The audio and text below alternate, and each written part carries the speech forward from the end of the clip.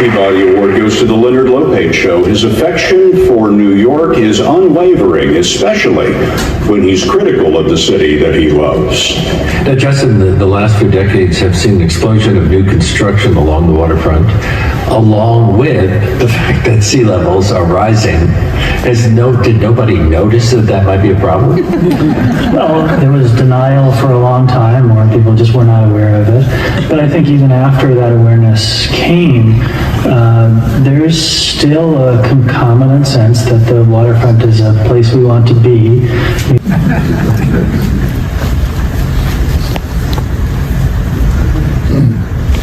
Okay, first speaker is Roy Markowitz, the celebrated drummer who's worked with everyone from Janis Joplin to Leonard Cohen to Marianne Williams to Jerry Mulligan. And Roy was also Lenny's oldest friend. They were buddies in high school and were composing doo-wop songs together. So, Roy? Yes. That's cool.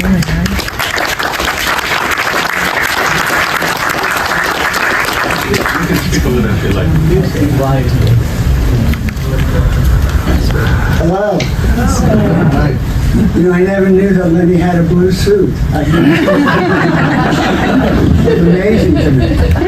I mean, we hung out. I'm a friend of Lenny's. We had been friends for 70 years. It's a long time. Thank you.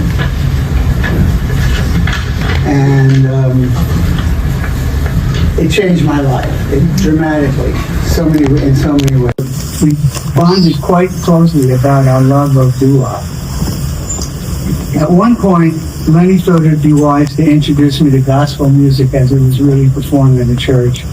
In high school, we also spent time pursuing individual interests. Our Eastern District yearbook lists among his activities editor of the Caravan, the student newspaper, joining something called the Art Squad, which is apparently distinct from the Art Club. It took a lot of thought. The yearbook quote for Lenny was, "Into art he wants to go. He hopes to be another Leonardo." God bless our English classes. Lenny was my guide to all the arts, whether it was books, painting, or film. I went to a few classes with him when he studied with Ad Reinhardt. I watched him paint and sketch activities that were alien to me. As a result of those experiences, I decided to minor in art history at Brooklyn College. I'm so glad he encouraged me to broaden my interest. Much later, Lenny introduced me to Tony Heilberg, who at the time was Marianne Williams' music producer. And he convinced Tony to have me record with Marianne on a number of albums. It was a dream come true. I loved her as much as Lenny did. In payback, I helped Lenny get a job as a copywriter at an ad agency where I had connections. Lenny's enthusiasm, what am I supposed to say, Lenny? Lenny's enthusiasm and our youth emboldened us. One of the greatest moments in my history and his was when we decided to write a song together and make a demo for $5 in a cheap studio.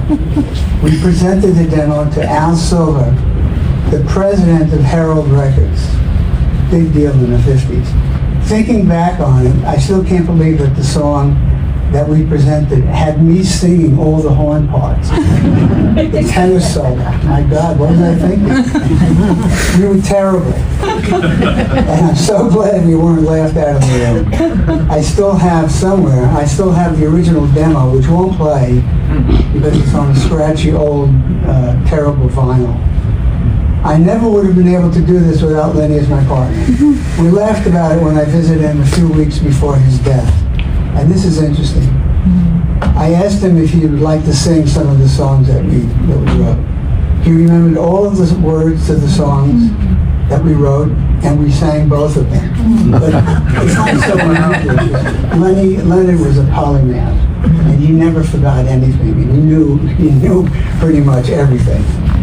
Our relationship was sometimes complicated. Leonard and I were roommates at several points, first in Brooklyn during college, and later with our girlfriends for a year outside the city. We didn't always see eye to eye as housemates, but he was a very, very good cook. Our friendship survived the conflicts between the two women. Luckily, neither of those relationships survived. I wish I had photographs of us together as teenagers, but the photos we just saw, I have never seen before. They're fantastic. They're really fantastic photos. I'd love to get a copy at some point. But I don't really need them to recall us at various points in our lives, or Lenny. During our last visit, we spent a lot of time reminiscing about shared experiences, and we listened to one of Marion Williams's tracks. And I'll tell you, what came over him was incredible to see. He was more than a fan of Marion singing. It was as if one of the great rabbis of our times, or cantor of our times, could influence the way a person felt about their life at that point and what was to come. But she did it. She had a magic power, which I later found to be quite confident myself. Leonard and I had our disagreements over the years, but I can say with certainty that our friendship endured. There was an unspoken bond that had developed between us. It was a connection that lasted for more than 70 years. I'll always miss him. Thank you. Becoming an artist, a painter. At a certain point, he decided to give that up and go into radio instead, become an artist of the radio waves. But he often he remained interested in art and had a lot of friends who are artists. And our next speaker is Art Spiegelman, who of course is the creator of the immortal mouse. So, Art?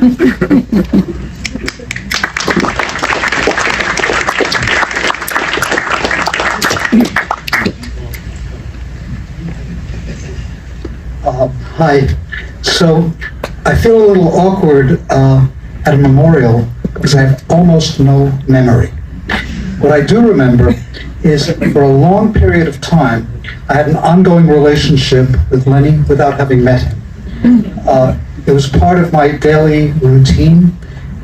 Noon, I'd be working by then. If I got up at 10 or 10:30, by noon I was there at the drawing table, and there's somebody talking to me and telling me stuff I didn't know. I think the word polymath that just came up is in my vocabulary, written on the Rolodex card about his profession, polymath. And he was able to teach me a lot just by the guests he had on and the way he weaved through with them, and that's stayed with me. And the uncanny thing is, when Mao's happened, Lenny was front and center, asking for me to be on the show, and he told his audience, and he told me that the producers at the time were dead set against it. Comics, it's not for our audience. The show was at that point called Senior Edition. He persisted, and I guess can be very stubborn, and prevailed. And what saved me, despite having no memory, is there's such a thing, it won't last forever, as digital archives. And I was able to hit on WNYC to find some of the ones that we've been on together. And they conjured him up so fully, and I realized that I even said this on several shows because I was on from 1986 to about 2016 or so, a number of times, was that he each time would say, well, it's great to have you back. You've been back so many times. I said, yeah, I know, I don't quite get it, but thank you. And it had become, as I listened to these archives, I realized he and I had a bantering relationship from the first time I met him and was on the show because he felt like a friend. That voice was part of my daily work life. And what seemed to happen was as it went on, we were enough friends to be able to interrupt each other's sentences without it seeming like everything was going askew. The mic closer to your mouth. Yes, he was able to interrupt all my sentences, vice versa, because it was a rhythm of actual conversation. So what I had when I had to be quiet while he was talking to Kissinger or a famous actor or whoever was the idea that, okay, Lenny's got a friend over and I'll eavesdrop. One thing I need to point out about Lenny, because somebody will if I don't, his voice was amazing. It was so, I read somewhere that it was like a therapist's voice, but my therapist spoke with a kind of Yiddish accent. On the other hand, Lenny's was mellifluous, and he didn't show ire or loss of control. And I would suggest if anybody here is in the AI universe, that they buy the rights to his voice. It's so much easier to listen to than what I've done the few times I tried hearing Claude talk. But it was reassuring, it was authoritative, and it made everything land better. So for me, Lenny was, when the show was called, I think, New York and Company for a while, I was the company. He was New York. I would tune in New York through the transistor, and what I would do is eventually, while working, I'd be listening. When I finished a project, I would bring it onto his show. So there's a rhythm between us where if I met him in the street, which I did because we both lived in Lower Manhattan, and eventually he'd come over to my studio, which was near his house as well.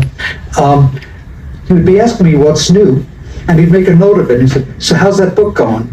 And then after, I think it was No Towers, the book made after September 11th, I was on, and altogether, based on their archives, I was on 10 times, but the archives have gaps, because on the second one it says, "Art, you've been a regular on this show for a while now," so there's shows in which I was a regular, but I don't know what they were, because I have no memories. I prefaced this memorial note with.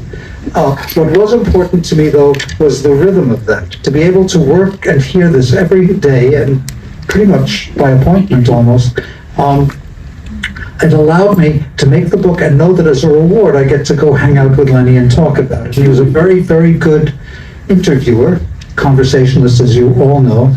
To lead with that voice that didn't panic, even after 9/11, those broadcasts he did were reassuring, let's say. But all of that stuff allowed it to accumulate into being an integral part of my work life. And I'm grateful to him for that. And I kind of, I miss him, although what I have is an ambience rather than actual memories. The memories come from the archive now, and I'm listening to shows and find it from the very beginning.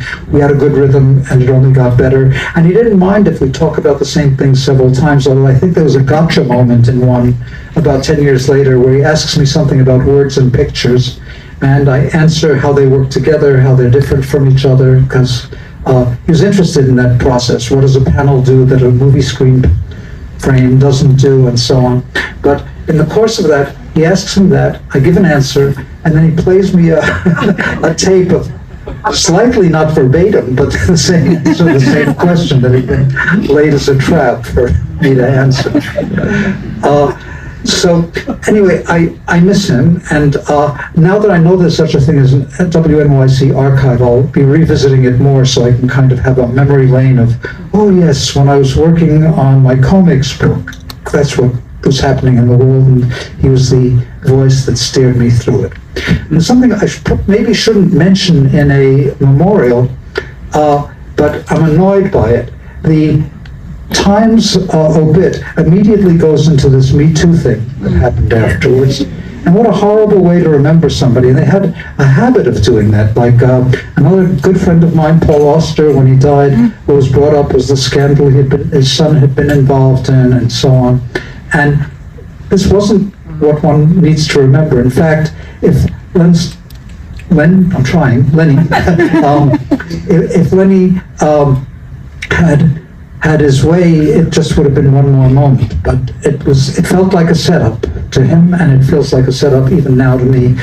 There were 3 or 4 incidents that were mentioned. It was at the very moment that Me Too is really rising and crescending into a series of gotcha moments, but he denied 2 of those events, and I can believe that I didn't think of them as coming out of his mouth, but there was one in which a woman was on the show talking about food, which was, of course, a major hobby for Lenny, brought up the word avocado, because he was interested in etymology as well as everything else. He said, did you know that the word avocado is ancient Aztec for testicle? Now, as a come-on moment, it's pretty shaky. But as a moment of the most erudite harassment in the world, perhaps it would work. And he did have the discretion to not point out that guacamole, which had the same prefix for avocado, mole means sauce, so he would have been saying testicle sauce, and he stopped himself from going into it. What is true is I found him charming, and as I've tried to read over the last few days some things back in that moment, people who worked with him elsewhere and before and during didn't have any impression of him as being any kind of masher. He was just somebody able to talk about many topics, and if it strayed into whatever was going on in his head that was not meant aggressively. Lenny, you're totally forgiven by everybody who could possibly have heard your show.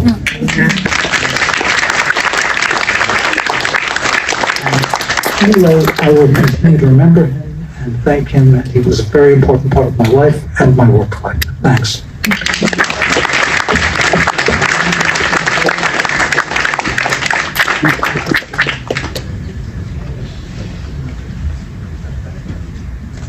Okay, let's hear from Charles Osgood.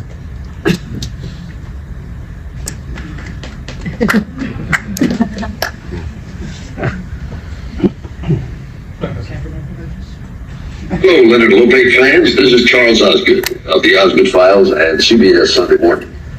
I just want to say congratulations to Leonard Lopate for 15 years of great radio broadcasting on New York and Company.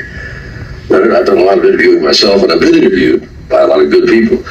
But I have to say, when it comes to interviewing well, nobody's better than LL. And the reason I think is that you're such a good listener.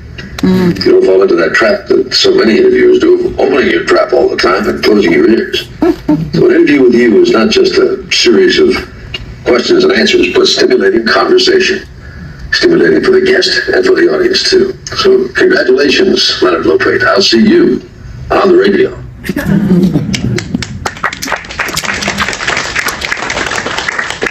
Our next speaker is Melissa Eagan, who is Lenny's executive producer, and she's the Frankenstein who created the Frankenstein's monster.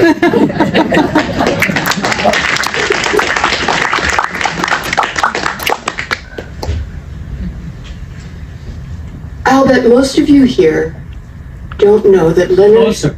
Yes. I'll bet most of you here don't know that Leonard almost didn't get the job at WNYC. The previous host of what was then called Senior Edition, Marty Wayne, a mustachioed man who loved trains, food, and politics in equal measure, had suddenly died in the night of a heart attack. A bunch of people auditioned, including Leonard, but he didn't get the gig. Only the person who did was so terrible when he started that the executive producer at the time had to search frantically for Leonard's resume, which she'd somehow lost, and called him back. And that was the beginning of it all. I don't actually remember how long I worked with Leonard, as I was just a kid at the time. This was when the show was broadcast from the municipal building. Beautiful outside and with extraordinary views, but beyond dingy inside. Most people came to the south entrance. Oh yes, the municipal building was divided into two parts and were either civil servants or couples who were getting married. And at the end of the day, there'd often be rice outside the entrance.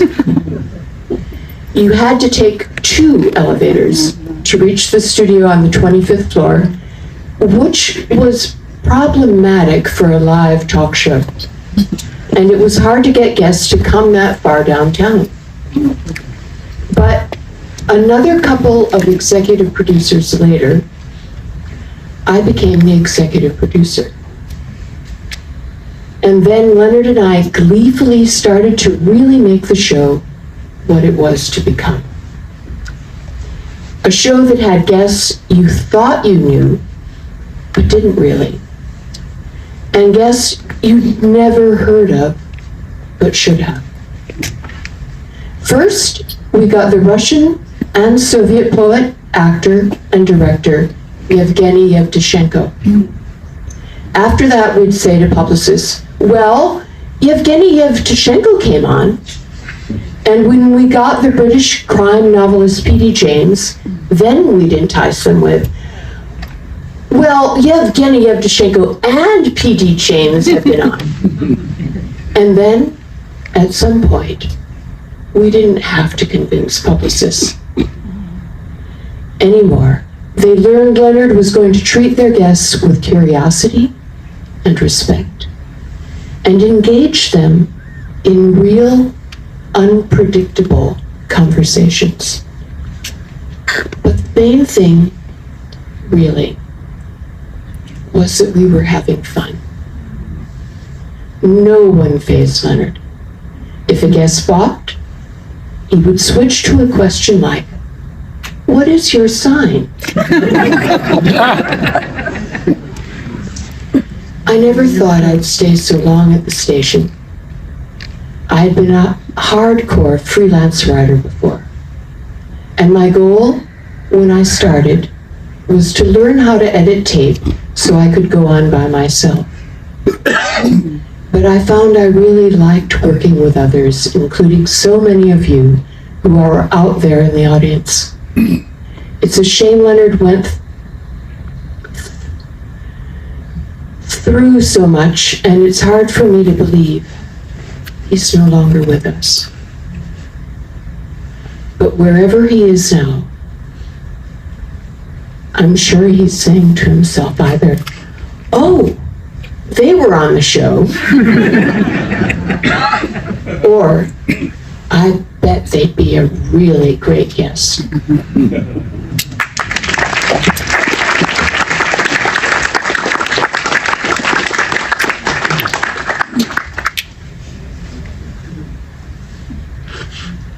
It was the golden age of interviewers. You had Barbara Walters and Mike Wallace and Larry King and on and on. And Lenny and everybody was vying for the same hot guests. And also seeing how much they could push the envelope. What questions they could ask that might just go over the line.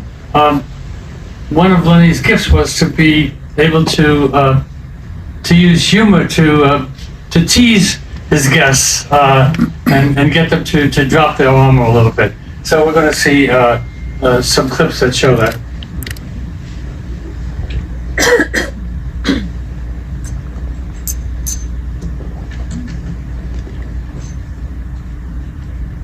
Were you surprised by the large gay following that the Golden Girls had and your popularity in the gay community? I think the gay community seems to like old ladies. You know, they always have. And when we were on live with Golden Girls, current with Golden Girls, on Saturday night they'd shut down the music, stop the dancing, watch the show, and turn the music and the dancing back on. We were very grateful, and they've been dear friends. Has living your whole life in the public eye been something you've been comfortable with? Because a lot of people complain about the paparazzi, about the lack of privacy. I had a friend who told me that she could not have a meal without somebody coming up to her and sticking a piece of paper in front of her for an autograph.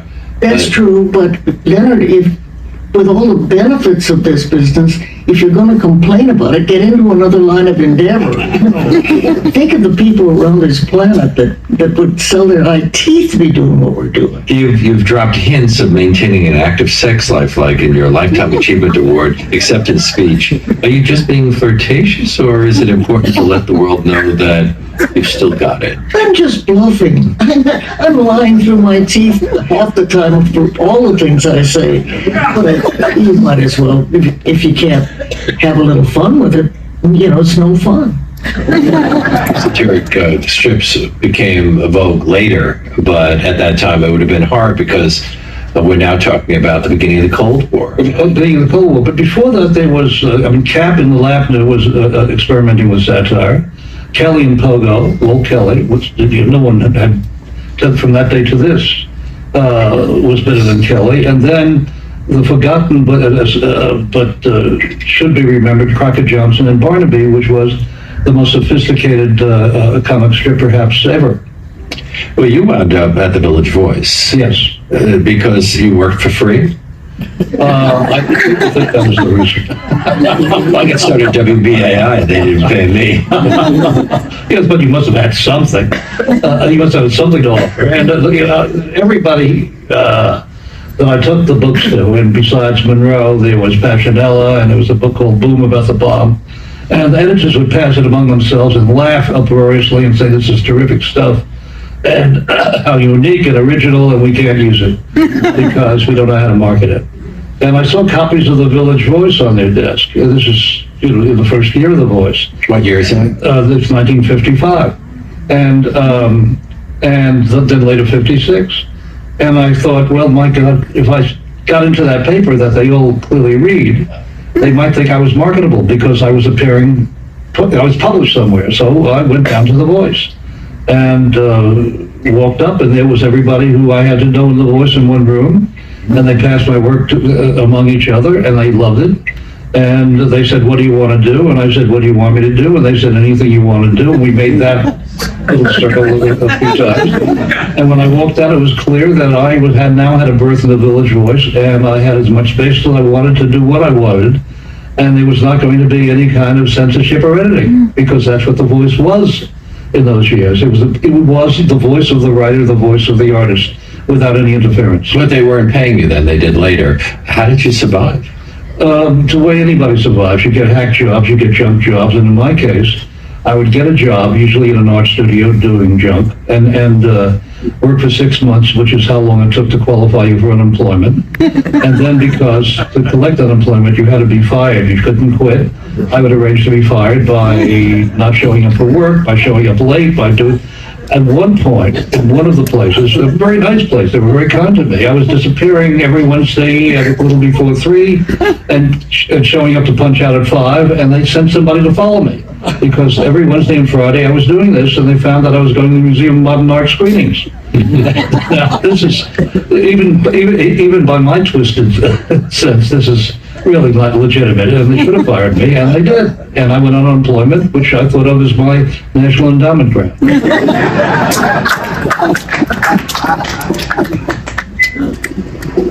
So, then he became an expert in food, and you'll see him doing his Martha Stewart routine. Thank God I have a dishwasher. Is that me again? Yes.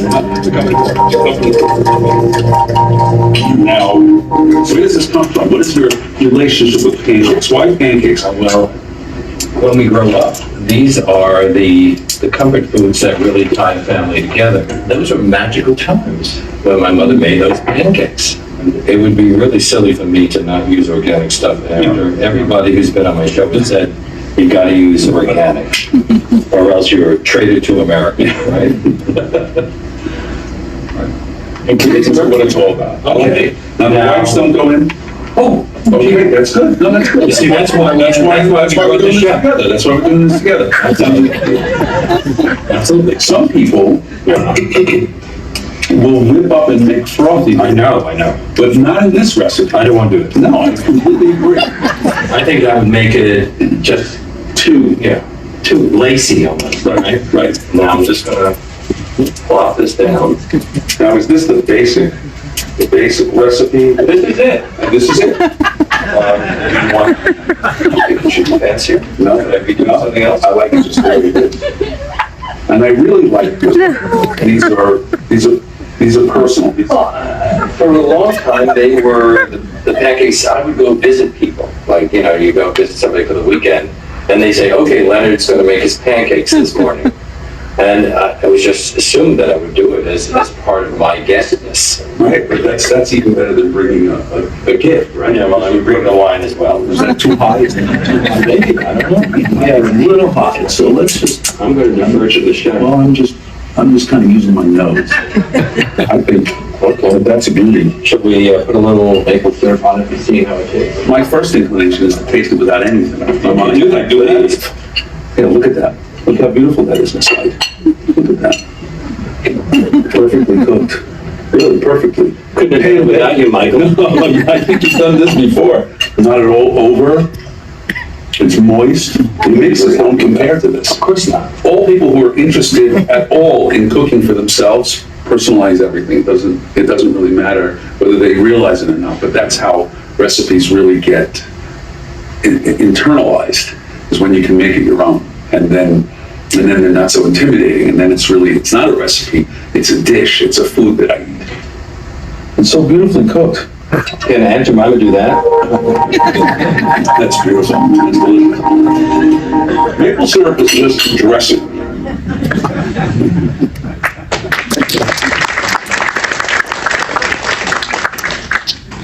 Well, now we'll hear from Michael Lomonaco, who was the chef at Windows on the World and Porterhouse Grill, and a frequent guest and friend of Leonard's.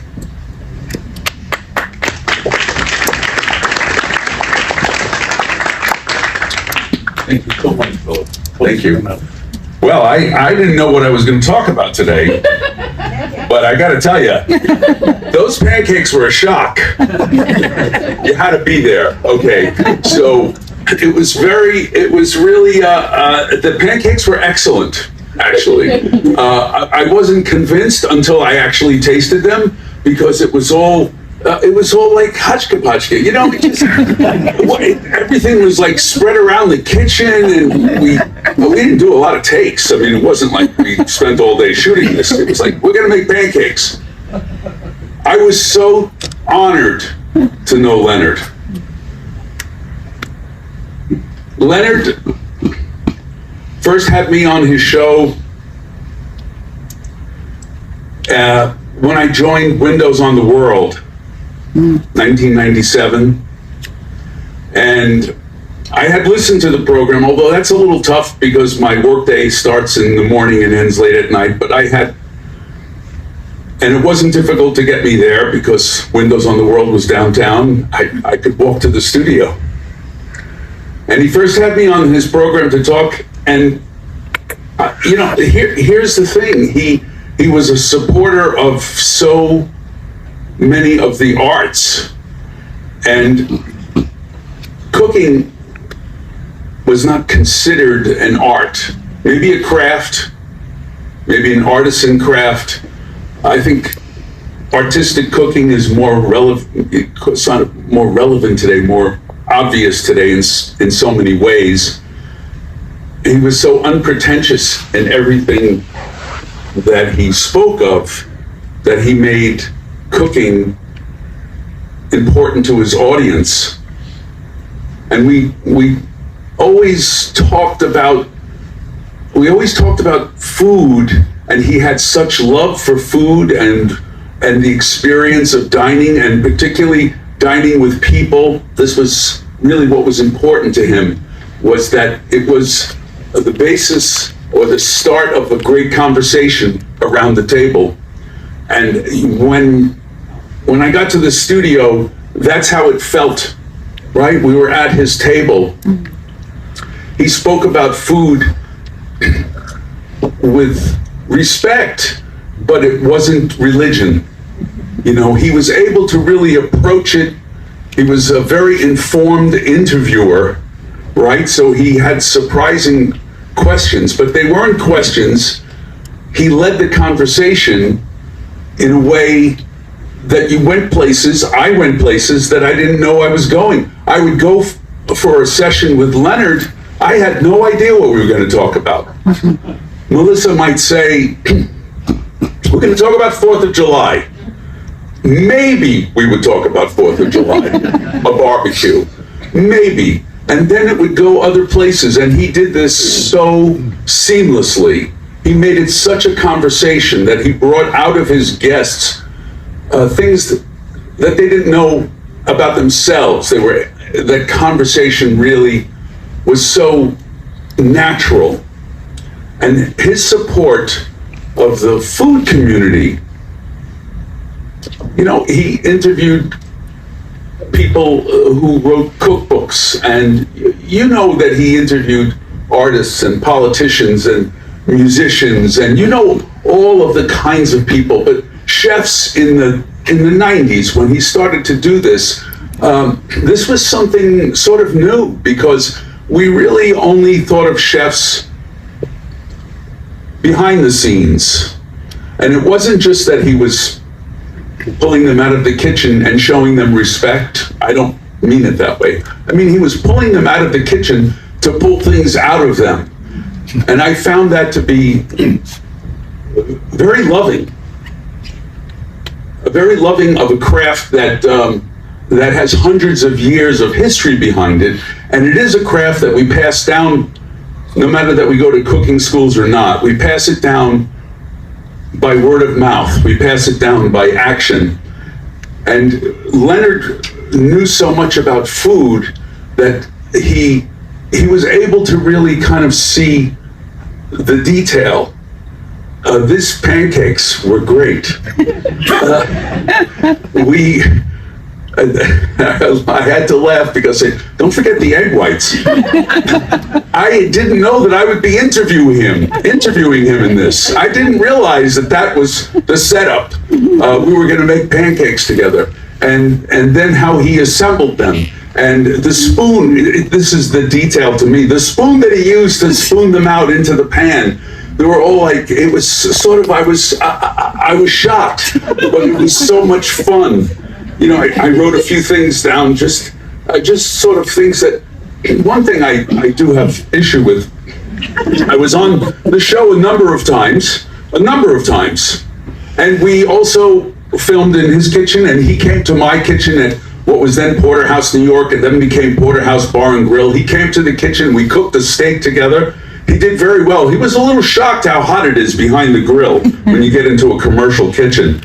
But the issue that I have is the James Beard Award that he won for that we did together, the holiday recipe swap. I didn't get one of those. I don't understand, but I'm okay with that. I'm at peace. You know, he had on the most amazing chefs that you knew or should know. He had on chefs who were famous, maybe, or they had a book out, but he also had on people who were in the food world who had something to say when they were with Leonard, and he wanted that thing that they said to be known by others. And I think that it gave us, in the food world, it gave us relevance, it gave us a base in New York that wasn't just about popularity, it wasn't just about something to sell, but it was really about the conversation you could have with Leonard. I was always so honored when he came to Porterhouse and we filmed together. We filmed a few cooking recipes together. When we cooked a steak together, it was a joy of my life to be with Leonard. I grew up in Brooklyn. I went to Brooklyn College. He went to Brooklyn College. We became friends from our Brooklyn link. And to be Leonard's friend, I found was one of the great joys of my life and a privilege. Thank you. Henry Kissinger is my guest. His latest book, his 12th is Years of Renewal, the concluding volume of his memoirs. It's published by Simon & Schuster, and you're listening to Radio New York, AMA 20 WNYC. In the memoir, you mentioned Indonesia several times, but never East Timor, yet you and President Ford left Jakarta one day before Indonesia's invasion of the country, and the State Department memorandum says you and Ford gave approval to Suharto's invasion of East Timor. They did so with 90% of their weapons coming from the United States. I don't know what State Department memorandum you're talking about, and we were told at the airport as we left Jakarta that either that day or the next day they intended to take East Timor. Secondly, to us it looked, we can't say that we were great experts on East Timor. It's a population of about 800,000. 200,000 of whom have died since then. Yeah, that may be so, but I'm saying what did we know at the time? It looked to us like the Indian occupation of Goa a few years earlier. And it happened in a year when Southeast Asia, when Indochina had collapsed. So it wasn't a question of approval, it was a question of not being able to do anything about it. Well, in the case of Indonesia, we're talking about a country that is rich in natural resources. We really overlooked an awful lot during the Suharto years, and only now are the Indonesians gaining some kind of revenge. But I think that you have a very peculiar perspective on politics, if I may say so. Probably. I've never worked in government, so I just a very one-sided approach. I think any objective person would say that tremendous economic strides were made in Indonesia during the Suharto period. But they've all fallen apart, haven't they? The country's going through a terrible economic turmoil. Now they fell apart as a result of the Asian economic crisis, and Indonesia is now going through a very big political crisis. One of those luminaries, Harvey Keitel, has also agreed to talk with us about the Actors Studio, and I'm pleased to welcome him to New York & Company. Good afternoon. Hello. Over the years, you've been in a lot of Martin Scorsese films. In fact, you started with him in 1968 in his film school thesis project, and you appear in his most recent film, The Last Temptation of Christ.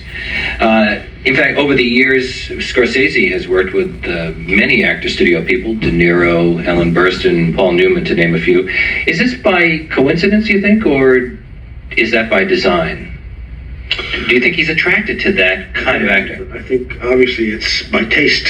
He's attracted to that kind of a character, of a person. The kind of actor who would have had that kind of training. Well, let's say the kind of person who would seek out that kind of training, because of the kind of person he is, would feel a need for that kind of training, because that training would be important to him, because he knows it will help him to see areas of himself that perhaps was denied to him as an artist. You studied outside of the studio as well with Stella Adler. Is there that much difference studying with somebody like Sanford Meisner or Stella Adler or at the HB Studios? Isn't acting pretty much taught the same these days as a result of the influence of the Actors Studio? Let's see, so I'm here 25 minutes, we could be here for days perhaps. You said there was nothing to talk about, so I asked a couple of questions. I didn't know you'd ask me important questions. Okay, what is your sign? Keep off the grass.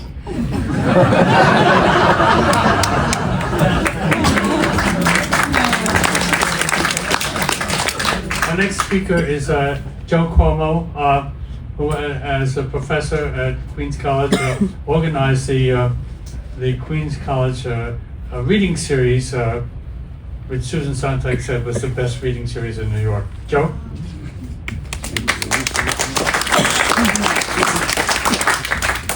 Some memories came back to me as I was watching the films, and when Michael was speaking, I was reminded of something that happened with Lenny. I should say first, I first met Lenny about half a century ago at WBAI in 1977.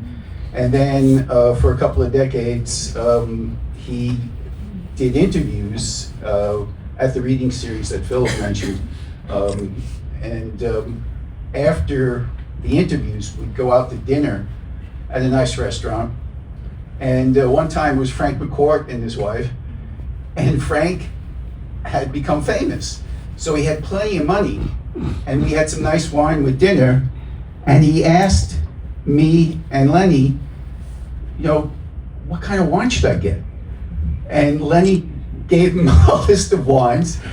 And then he said, Joe and I have expensive tastes, but not the bank account to match it. And then there two other short things, and then I want to read something that were memories that came to me earlier. One was when he was interviewing E.L. Doctorow. And Doctorow turned it around and started interviewing Lenny on the stage. And afterwards, I thought that was hilarious, right? I said that to Lenny, and he said, it wasn't fair. And I think he was joking, but he was also very serious. And then another time he was on with Updike, and afterwards, Updike was just like giving Lenny everything.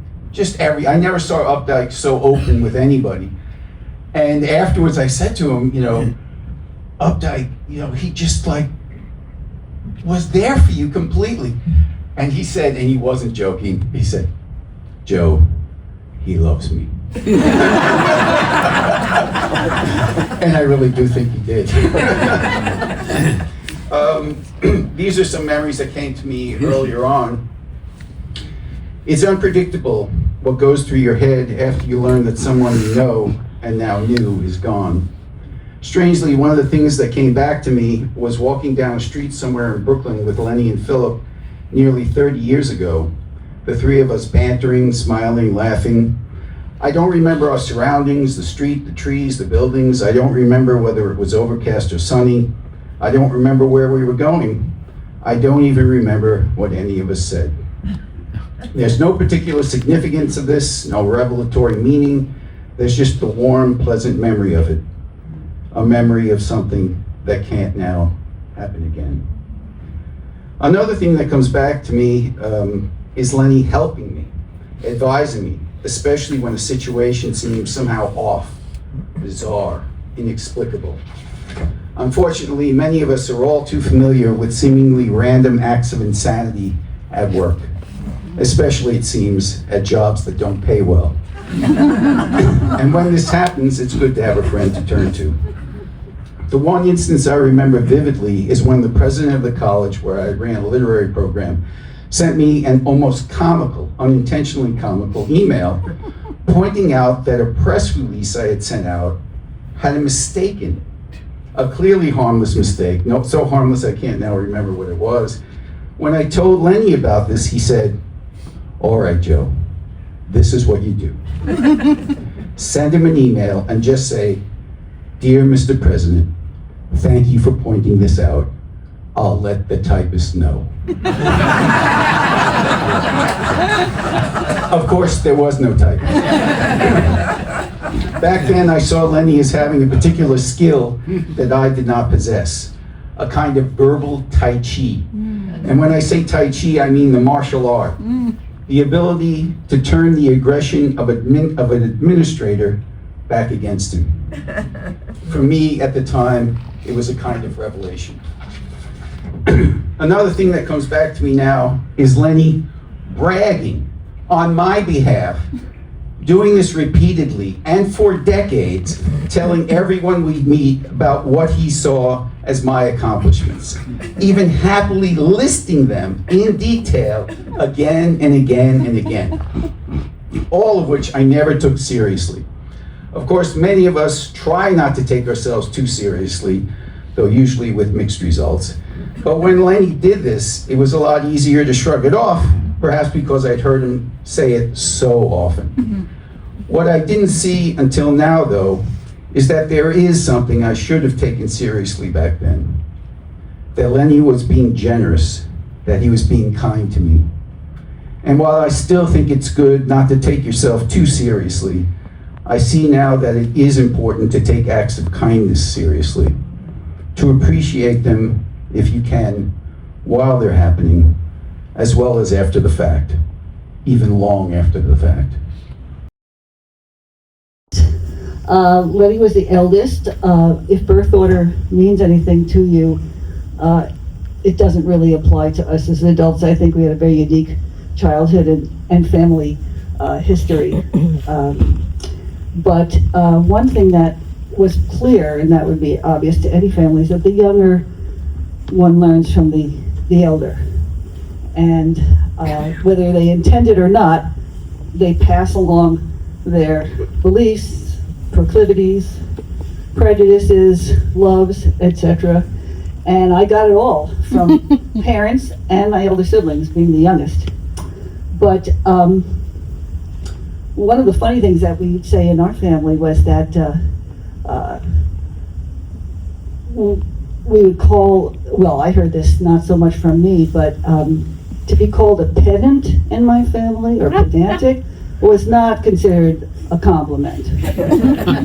Pedantry was frowned upon, and yet the lessons just kept coming.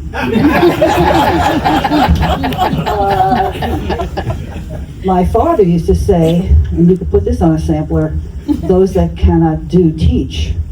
So right away, we were the suspect of our teachers, anybody who's a so-called authority figure. It was like, you can't give us anything, we already know. We know how to get the information, we already know. You don't know as much as us.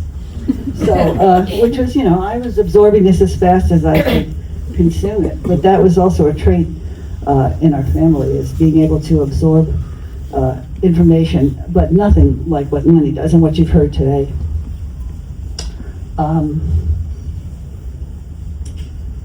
In fact, I can just remember that my mother, years into Leonard's life, called him an infomaniac. Let's get that right. Infomaniac. Because no sooner did he take in some knowledge that it was embedded, and you've heard about this already, how he could talk on any subject, how he could expound on how he could engage anybody on practically any subject, and that was because he took it all in, and he somehow had total recall. It was a gift. But the thing about it was, he didn't just take it in to be able to show it off. He took it in because he loved it. And you've heard a lot about love today from Leonard to you and to his audiences and to the people close to him. That was the thing that I think I took away most from growing up around my beloved brother, was that his love and delight and excitement about the things that he was learning about, that's something, that was the crucial thing he passed on to me.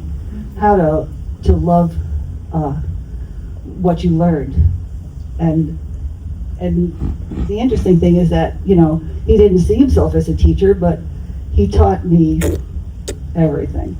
He taught me about music. I came away with a knowledge of Coltrane and Rollins and Monk that no 7-year-old would ever have.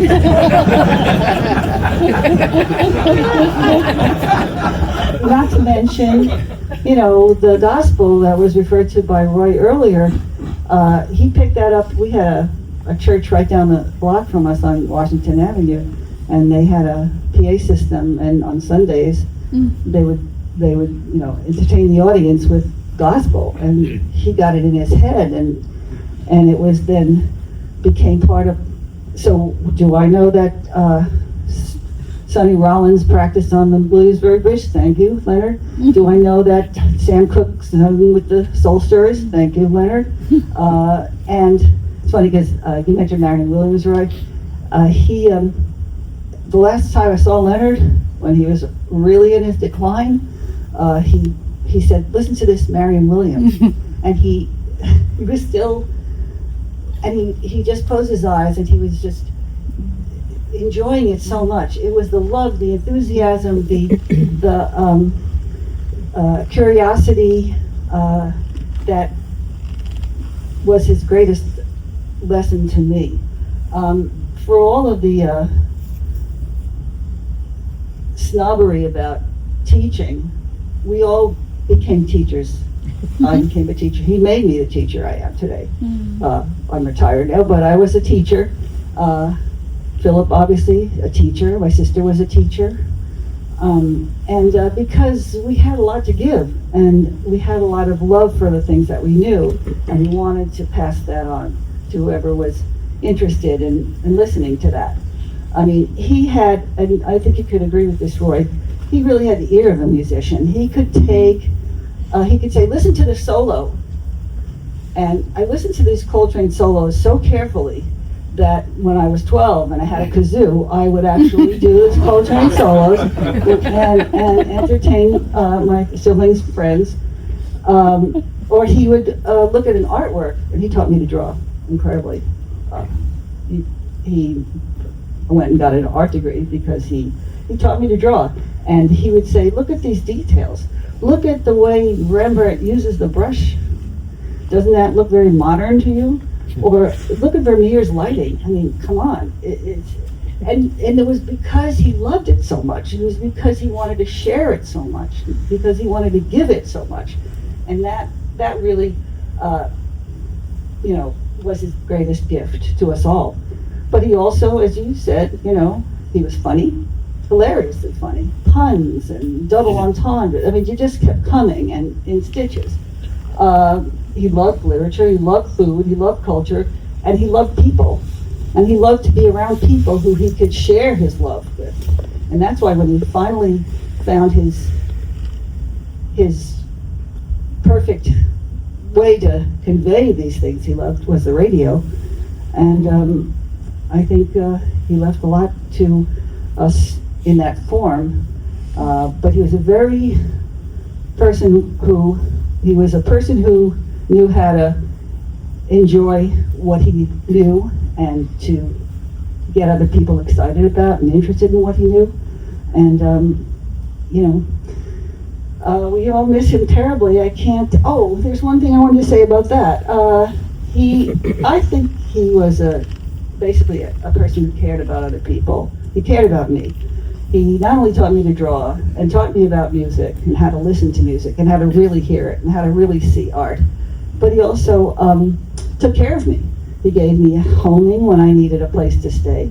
He gave me a job when I needed to learn how to become a graphics studio artist. He taught me paste-ups and mechanicals and why you use one font and not another font. And when I was 8 and I fell and gashed my hand, he was the only one home. I ran upstairs to our apartment in Washington Avenue, and he immediately took care of me. He took care of my, wrapped on my hand and then raced me over to the ER where I got stitches. He took care of me, and he took care of everybody who came close to his life. He was a caretaker. He was a caring, loving person. He danced with me. He tickled me.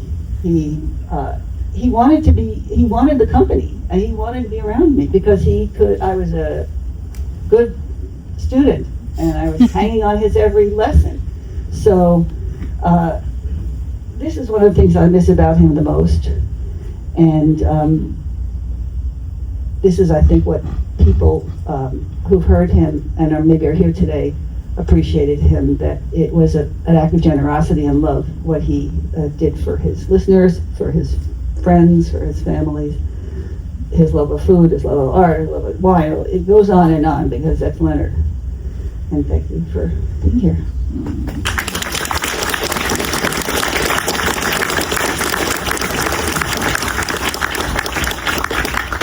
Thank you so much, Joan. And I will share a clip about how the show kept expanding and moving in different directions.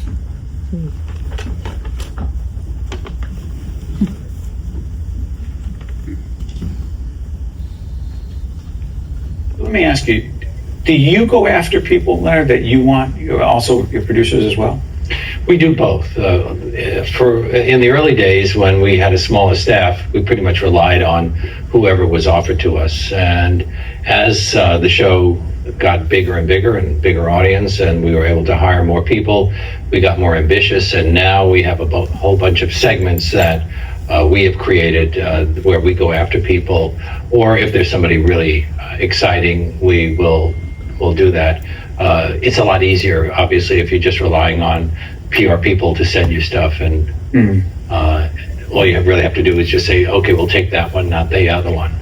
But we have a whole bunch of series on our show that we've created that have forced us to do a lot of extra work. I have an underreported series. I have Underreported. Yeah, underreported grew out of the frustration of knowing that it actually grew out of Rwanda. I read Underreported. I read a little blurb that said that the rivers of Rwanda were running red with blood, and because of all the bodies that have been dumped there. And I thought, this is a little story in the New York Times, and that section where they have 10 different things, news in brief. So we created Underreported, and we have broken a bunch of stories, and it's been quite extraordinary. And then we started Backstory because we were wondering, well, something like Bashir, who was so important in Sudan, how did Bashir come to power? Well, nobody seemed to know. So we created another series called Backstory, in which we give you the backstory on a news event. And then that led to a series called Please Explain, where we just ask all of those imponderable questions and bring in experts and the audience calls in on those. Did you know Susan Sontag? I knew her slightly, yes. I had gone to Columbia College, and she taught there. And over the years, because we were both film buffs and both on the New York Film Festival Selection Committee, I would run into her. And she was teaching comparative religions, which was interesting. Well, how does that manifest itself in the work? Well, I do think that she tried to find a spiritual dimension in aesthetics. So she herself was not really interested in pushing any organized religion, but she was very interested in work that had a kind of contemplative quality where you could reach higher aesthetic or spiritual states. Isn't this something of a departure for you? Would you have even considered attempting such a deep analysis of a writer's work if Princeton University Press hadn't asked you to write something for them? They did ask me, and in a way it was a departure and in a way not, because I'm always interested in analyzing my own contradictory thoughts and ambivalences.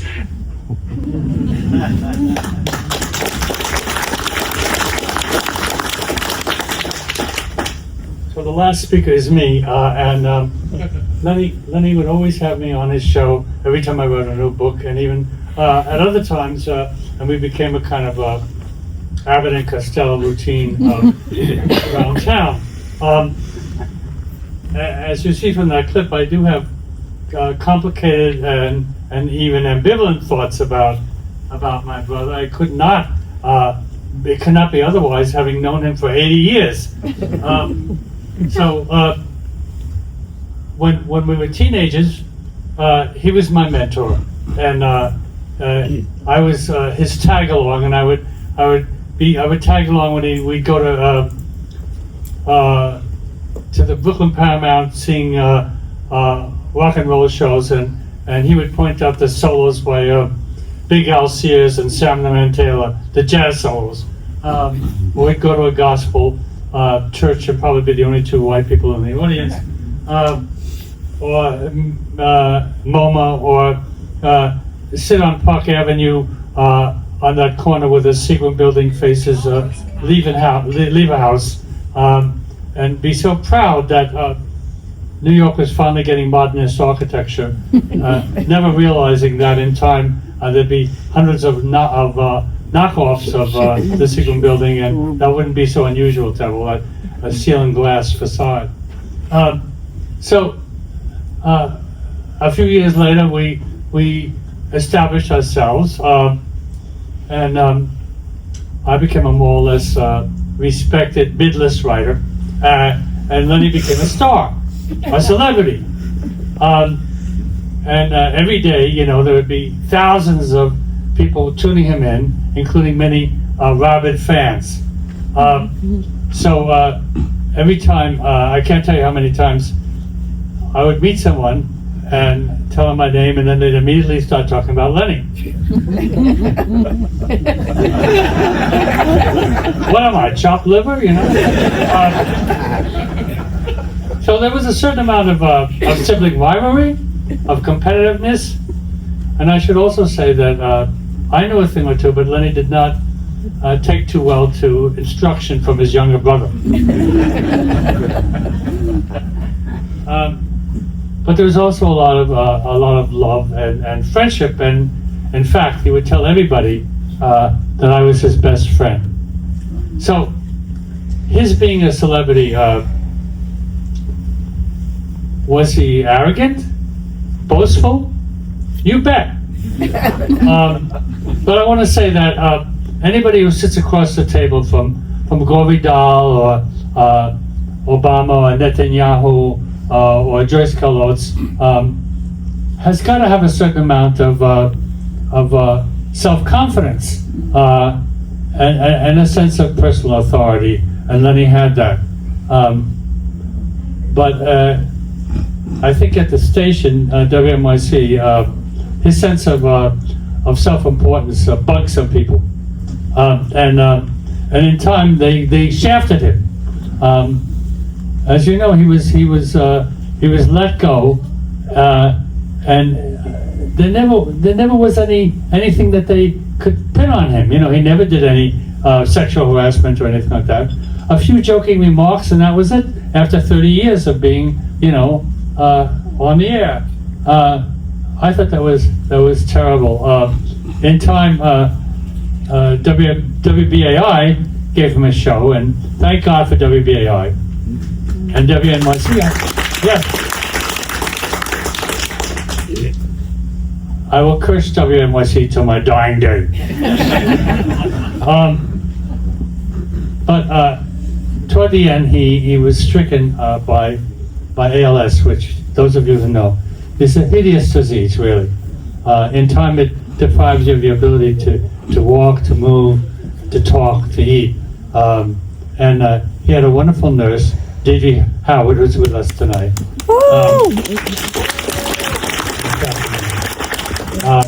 And I was with him toward the end, watching him die. And you know, he faced death, I have to say, with dignity and courage. Really remarkable. So yes, I will miss him excruciatingly. And thank you all for coming.